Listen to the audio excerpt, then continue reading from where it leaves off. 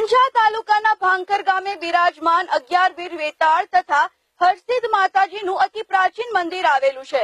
સદીઓ જૂની પરંપરા ચૈત્ર સુદ સાતમના દિવસે અહીં મેળાનું આયોજન કરવામાં આવ્યું હતું। 11 વીર વેતાળનો મેળો ચૈત્ર સુદ સાતમના દિવસે ભરાય છે, જેમાં લોકો દૂર દૂરથી મંદિરમાં દર્શનાર્થે આવે છે। મેળામાં આવીને બધા માનતા માને છે, જેમાં તલના તેલની ખાસ માન્યતા છે। તે સાથે ગોળ, સાકર, શ્રીફળ ચડાવવામાં આવે છે। ચૈત્ર સુદ સાતમના દિવસે રથ નીકળે છે। રથને શણગારેલા 4 બળદ જોડવામાં આવે છે। રથ ગાડા ઉપર તૈયાર કરવામાં આવે છે। રથને ગામ ચોફેર ફેરવવામાં આવે છે।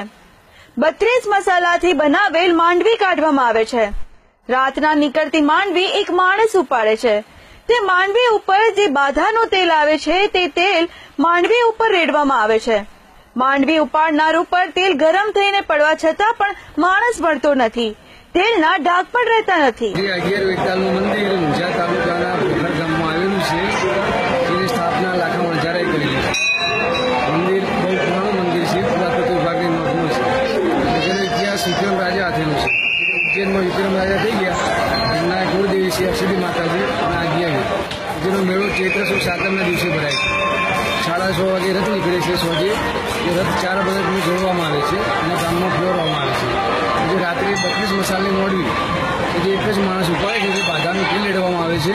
માણસ કોઈ બળતો નહીં અને તેલનો કોઈ ડાઘ બળતો નથી। જેનું નિર્માણ વિક્રમ રાજા વખતે લાખા વણરાજાએ કરેલ। લાખા વણઝારાને બાળકના વેશમાં પરચો આપેલ, તેથી શ્રી 11 વીર વેતાળનું મંદિર બનાવેલ। પુનરોદ્ધાર સિદ્ધરાજ સોલંકીએ કરેલ, જે મંદિર ઘણા સુધારા વધારા સાથે એક વિશાળ જગ્યામાં શોભી રહ્યું છે।